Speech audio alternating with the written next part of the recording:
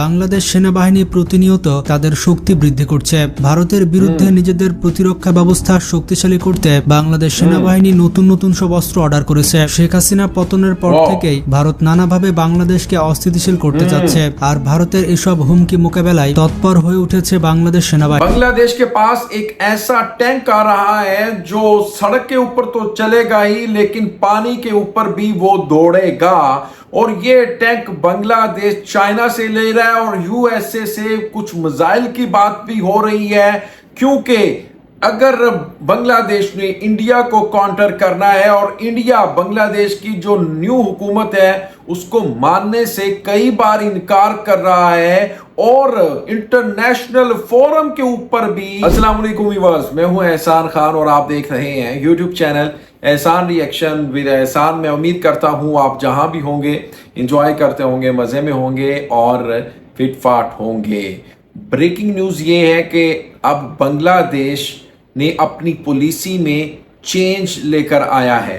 जैसे ही बांग्लादेश में नई हुकूमत आई है, कौन कौन से वेपन अब बांग्लादेश के पास आ रहे हैं। अगर देखें, बांग्लादेश ने काउंटर करना है इंडिया को, क्योंकि इंडिया पसंद नहीं कर रहा नई हुकूमत को, बिल्कुल भी नहीं कर रहा। और इसका वो जो इजहार है साफ लफ्जों में, वो इंटरनेशनल दुनिया के सबसे बड़े फोरम यूएन में भी कर चुका है। क्योंकि बांग्लादेश तो चाहता था उसके साथ बात करता, यानी भारत के साथ, यानी जो डॉक्टर यूनुस है वो मोदी के साथ बातचीत करना चाहते थे, लेकिन मोदी ने कहा कि मेरे पास टाइम नहीं है। इसका मतलब ये है कि वो बांग्लादेश के साथ दोस्ती तो बहुत दूर की बात है भाई, वो तो बातचीत भी नहीं करना चाहते, यानी मोदी। और फिर इसके लिए जरूरी है कि क्योंकि कल परसों या इन फ्यूचर वो बांग्लादेश के ऊपर हमला कर दे, कैप्चर कर ले। और क्योंकि नापसंदीदगी का इजहार कई बार उनके जो पॉलिटिशियंस हैं वो भी कर चुके हैं। अब बांग्लादेश ने इसको काउंटर करने के लिए अब पॉलिसी में चेंज लेकर आया है और मिशन 2030 एक साइड पर है, लेकिन बांग्लादेश अब जो वेपन्स कर रहा है, परचेज कर रहा है, उसमें टैंक हैं 54 टैंक, एम्बिशियस है टैंक एक, और फिर जो यूएसए से बांग्लादेश कुछ मिसाइल परचेज कर रहा है। अब देखें, जब शेख हसीना की हुकूमत थी तो तब भी यूएसए ने ऑफर करवाई थी, लेकिन वो यूएसए के साथ उस वक्त हालात ठीक नहीं थे अमेरिका के साथ, लेकिन वो फिर वेपन्स नहीं ले पाया बांग्लादेश। लेकिन अब जो डॉक्टर मोहम्मद यूनुस हैं उनके अमेरिका के साथ ताल्लुकात अच्छे हैं, क्योंकि अमेरिका उनको पसंद करता है और क्योंकि वो स्कॉलर है, एक बड़ा लीडर है और नोबेल प्राइज विनर भी है, उनकी बहुत ज़्यादा रिस्पेक्ट कदर की जाती है। आपने भी देखा, मैंने भी देखा इंटरनेशनल फोरम यूएन में जिस तरह से उनके साथ बातचीत हुई।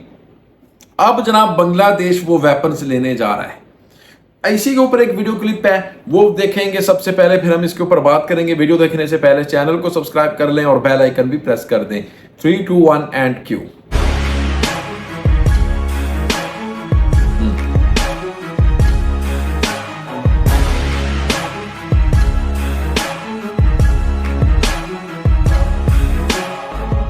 বাংলাদেশ সেনাবাহিনী প্রতিনিয়ত তাদের শক্তি বৃদ্ধি করছে। ভারতের বিরুদ্ধে নিজেদের প্রতিরক্ষা ব্যবস্থা শক্তিশালী করতে বাংলাদেশ সেনাবাহিনী নতুন নতুন সব অস্ত্র অর্ডার করেছে। সাম্প্রতিক সময়ে বিশ্বের যুদ্ধক্ষেত্রগুলোতে ধ্বংসাত্মক ক্ষমতা দেখিয়ে বিশ্বকে তাক লাগিয়ে দেয়া তুরস্কের বায়োরাক্টার টিবি ট্রুড্রন এবার যুক্ত হলো বাংলাদেশ সেনাবাহিনীর বহরে, এবং সেনাবাহিনীকে দেওয়া হচ্ছে নতুনভাবে ট্রেনিং। শেখ হাসিনা পতনের পর থেকেই ভারত নানাভাবে বাংলাদেশকে অস্থিতিশীল করতে যাচ্ছে, আর ভারতের এসব হুমকি মোকাবেলায় তৎপর হয়ে উঠেছে বাংলাদেশ সেনাবাহিনী। এই জন্য বাংলাদেশ সেনাবাহিনী তাদের সামরিক শক্তি ব্যাপকভাবে বৃদ্ধি করতে শুরু করেছে। আজকের এই ভিডিওতে আপনারা জানতে পারবেন ভারত কেন বাংলাদেশের সেনাবাহিনীকে এত ভয় পায়, আর বাংলাদেশ সেনাবাহিনী নতুন কি কি অস্ত্র অর্ডার করতে চলেছে। তো যারা যারা বাংলাদেশকে ভালোবাসেন তারা ভিডিওটিতে একটি লাইক দিয়ে দিন আর চ্যানেলটি সাবস্ক্রাইব করে ফেলুন। বাংলাদেশের সব থেকে শক্তিশালী বাহিনী হচ্ছে বাংলাদেশ সেনাবাহিনী। দেশের যে কোনো বিপদ আপদে ভরসার জায়গা হচ্ছে সেনাবাহিনী। দক্ষিণ এশিয়ার তৃতীয় বৃহত্তম বৃহত্তম শক্তিশালী বাহিনী হচ্ছে বাংলাদেশ সেনাবাহিনী। তবে পেশাদারিত্ব ও দক্ষতায় বাংলাদেশ সেনাবাহিনী ভারতের চেয়ে কয়েক গুণ এগিয়ে আছে, কারণ বাংলাদেশ সেনাবাহিনী এই পর্যন্ত পৃথিবীর 43টি দেশে যুদ্ধ করার অভিজ্ঞতা রয়েছে। বিপরীতে ভারতীয় সেনাবাহিনীর ভারত ব্যতীত অন্য কোনো দেশে যুদ্ধ করার অভিজ্ঞতা খুব একটা নেই। বাংলাদেশ সেনাবাহিনী জাতিসংঘের অধীনে প্রায় অর্ধশতাধিক দেশে সরাসরি যুদ্ধ করার অভিজ্ঞতা পেয়েছে, যার ফলে বাংলাদেশ সেনাবাহিনীর দক্ষতা ও অভিজ্ঞতা ভারতীয় সেনাবাহিনীর থেকে অনেক বেশি। পেশাগত দক্ষতার পাশাপাশি আধুনিক সমরাস্ত্র ক্রয়েও মনোযোগ দিতে শুরু করেছে সেনাবাহিনী। বিশেষ করে ভারতের হুমকি মোকাবেলায় বাংলাদেশ পৃথিবীর বিভিন্ন দেশ থেকে যুদ্ধাস্ত্র, ট্যাঙ্ক, যুদ্ধবিমান, যুদ্ধজাহাজ ইত্যাদি অনেক কিছু ক্রয় করতে চলেছে, যেগুলো ফোর্সেস গোল 2030 সালের মধ্যেই বাংলাদেশ সেনাবাহিনীর বহরে যুক্ত হতে চলেছে। বর্তমানে বাংলাদেশ ভারত উত্তেজনার মধ্যে বাংলাদেশ সরকার আরো বেশি পরিমাণ সমরাস্ত্র নিজ দেশে উৎপাদন এবং বাইরের দেশ থেকে ক্রয় করার সিদ্ধান্ত নিয়েছে। বাংলাদেশ এমন ভয়ঙ্কর কিছু অস্ত্র অর্ডার করেছে যেগুলো হাতে পেলে বাংলাদেশ সেনাবাহিনী আরো বেশি শক্তিশালী হয়ে যাবে। टैंक भी आ रहे हैं बांग्लादेश के पास, 54 टैंक।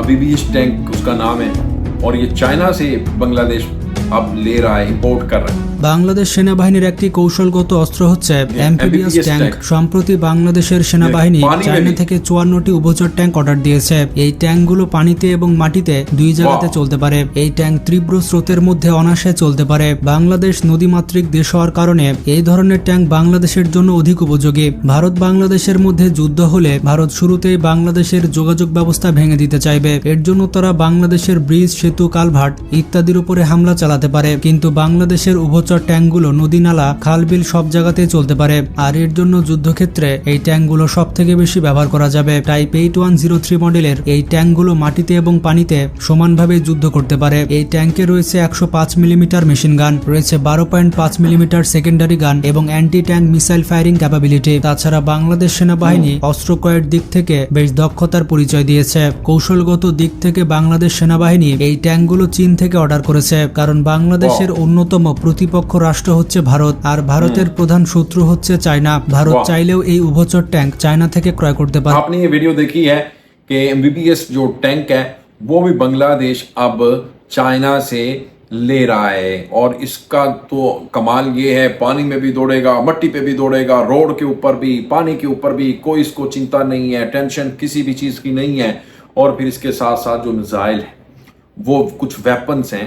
अब बांग्लादेश इसके ऊपर डिस्कशंस हो रही हैं, हाईली जो ऑफिशियल्स इनकी जो मीटिंग है वो डिफेंस के ऊपर, तो वो अमेरिका से, देखें अमेरिका से भी बांग्लादेश जो प्रीमियम किस्म के वेपन्स हैं, फिर फाइटर जेट हैं, वो भी अब बांग्लादेश ले रहा है अमेरिका से, और दूसरी तरफ चाइना से, फिर पाकिस्तान से। इस तरह बांग्लादेश अपने आप को दिफाई तौर पर बहुत ही मजबूत करता हुआ नजर आ रहा है, क्योंकि आए रोज कोई ना कोई गीदड़ भभकी धमकी थ्रेट करता है भारत, कभी कुछ करता है, कभी राजनाथ सिंह बयान देता है, कभी अमित शाह, मतलब इस तरह। तो फिर जाहिर बात है बांग्लादेश को अपनी सरहदों की हिफाजत तो करनी है ना भाई। अब नई हुकूमत है, वो तो किसी के आगे झुकने वाली नहीं है, आज़ाद पुलिस ही है उसके ऊपर उनकी। आपका इसके ऊपर व्यूवर्स क्या कहना बताइएगा। मिलेंगे इंशाल्लाह नेक्स्ट वीडियो में, तब तक के लिए अल्लाह हाफिज।